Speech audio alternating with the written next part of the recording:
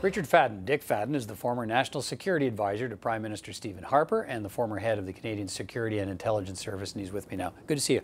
Thanks for coming in to talk about these latest developments. You had a chance to look at Tony Clement's open letter to constituents and through them, I guess, to anybody paying attention to this story. There are more admissions in this letter now. What questions do they raise for you?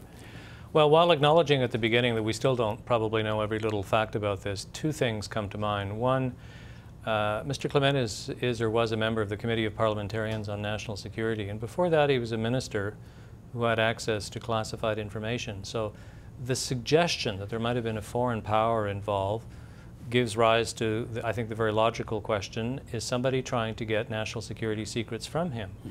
And if that's the case, that's very worrying indeed, because this new Committee of Parliamentarians has access to all of Canada's secrets.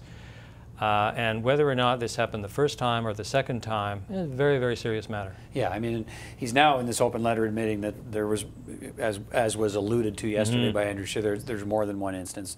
There's one involving the foreign actors trying to extort money from them that we knew about. Now today there's another incident, he says, last summer where a third party tried to purchase information from the party he was involved with, Mr. Clement, and he took that concern to the Ontario Provincial Police. So this is now several months old, this story, and presumably in that same time he continues to go to committee meetings.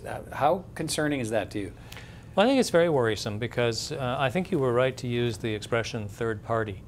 If you're being extorted by someone, you don't necessarily know who it is, and I think he admits this in the course of his dialogue over the course of the last little while. So it was a suggestion that it was an adult female who extorted him or tried to extort him over the course of the summer. Well, how do we know that?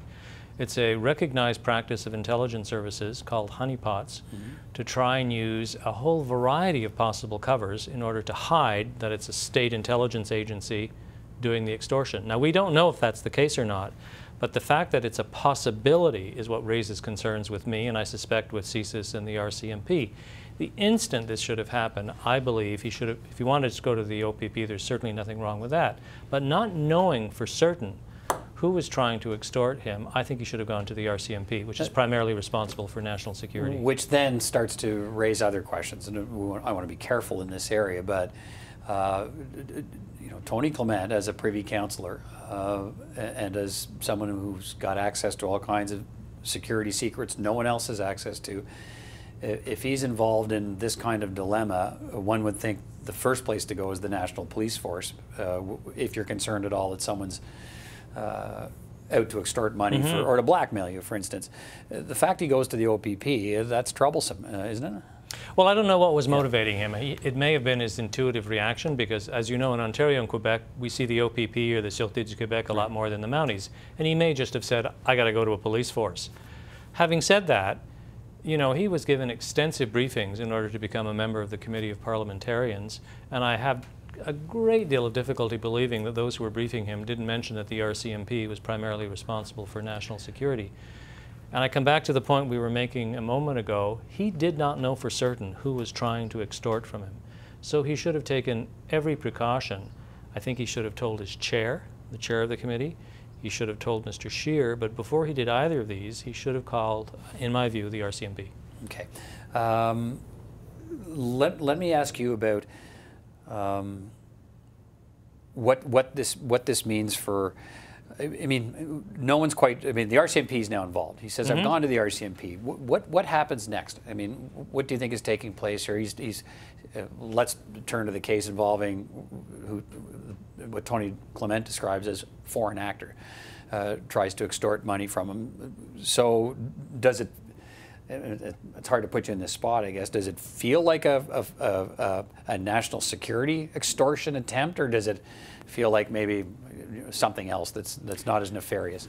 Well, it's hard to tell, and you know, it's not unusual for again, I'm using foreign intelligence service as an example.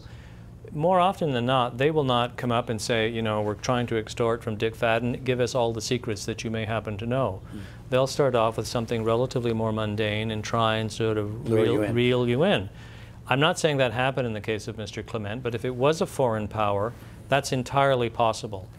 So I would say that whether they were asking for money or whether they were trying to embarrass him, given he was a member of that committee, he should have gone to the RCMP. Not because it was necessarily a foreign power, but because the possibility existed that it was a foreign power. Right.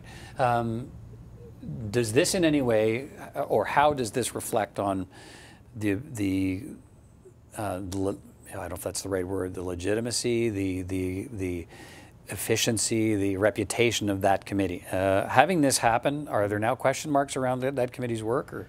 Well, I think there will be a few questions initially, but I don't think that's fair. I mean, a fair bit of work went into creating this committee, both the previous government and this government. You know, they worked through the legislation. These people were given extensive background checks. They were briefed in extenso. Something bad can happen to anybody, but I suspect because of this, the chair and the Privy Council office will be doubling their efforts to make sure that this sort of thing doesn't happen. And I think insofar as other members of the committee are concerned, they will have learned from this experience. So if anything happens again, they will go immediately to the RCMP.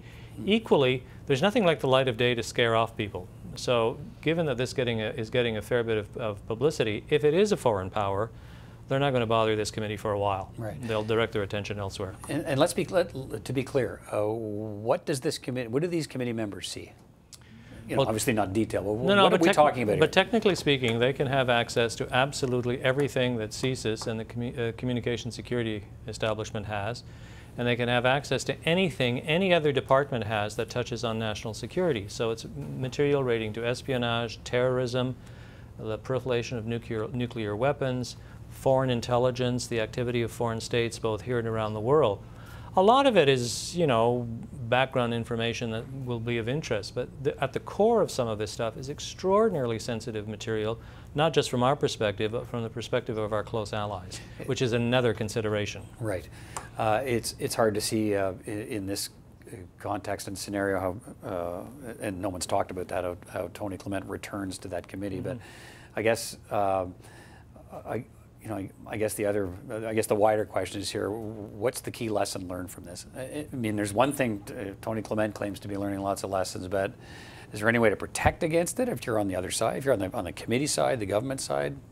I think the only thing you can do is sort of warn people and, you know, give them real examples of when it happened. But, you know, Mr. Clement hasn't been convicted of anything yet, right. And I think we have to be realistic. You know, most people, when faced with an extortion attempt, you know, cyber extortion, your computer's turned down or something, their initial reaction is always to freeze and to not do anything. So I think his initial reaction is probably very human. The difficulty in his particular case is that he wasn't there just as a human being. He was there as a parliamentarian and an experienced Privy Councillor. But I think the most important thing to be done in cases like this is to talk about them. I don't mean Mr. Clement. I mean, you know, he will be investigated, the matter will be dealt with. But the committee and Parliament and ministers and the Privy Council office have to talk about this. People have to be aware that this is not out of a, you know, of a spy film in the 1960s. These things happen today, and they're going to continue to happen. If it's a foreign power, that's particularly bad. But even if he's being extorted by a criminal organization or an individual, this is still not good news. Right. Dick Fadden, appreciate your time. Thank you. My pleasure.